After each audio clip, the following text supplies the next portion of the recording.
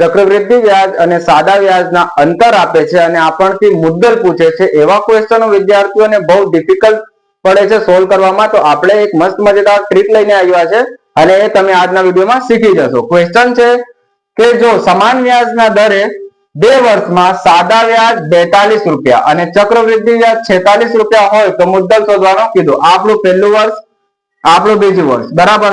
વ્યાજની દર જે છે એ સમાન છે. પહેલા સાદું વ્યાજ કેટલો કીધું? 2 વર્ષના સાદા વ્યાજ કેટલા કીધા? 44. એટલે એક વર્ષનો કેટલો હોય? 22 રૂપિયા હોય. બીજા વર્ષે 22 રૂપિયા મળશે.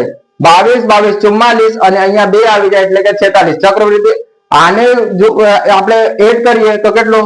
આ સાદું વ્યાજ કહેવાય અને આખાને એડ કરીએ તો આને શું કહેવાય? ચક્રવૃદ્ધિ વ્યાજ કહેવાય. ક્વેશ્ચન પ્રમાણે 44 સાદા વ્યાજ અને 46 જે છે એ શું થઈ ગયું? આપણું ચક્રવૃદ્ધિ વ્યાજ.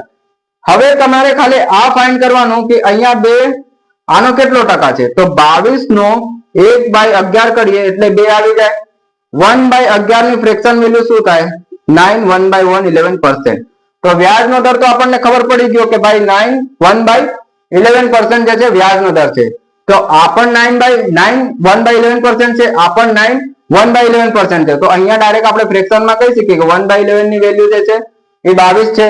તો એક આ 100% કેવો ફ્રેક્શનમાં કાઢી દીધા છે એટલે કે 1 ની વેલ્યુ આપણે ફાઇન્ડ કરવું છે. તો 22 × 11 કરીએ તો 2 2 2 4 અને 2 242. મુદ્દલ શું હતું આપણું? 242. બસ આ રીત શીખવા માટે અમારી સાથે જોડાયેલા રહો.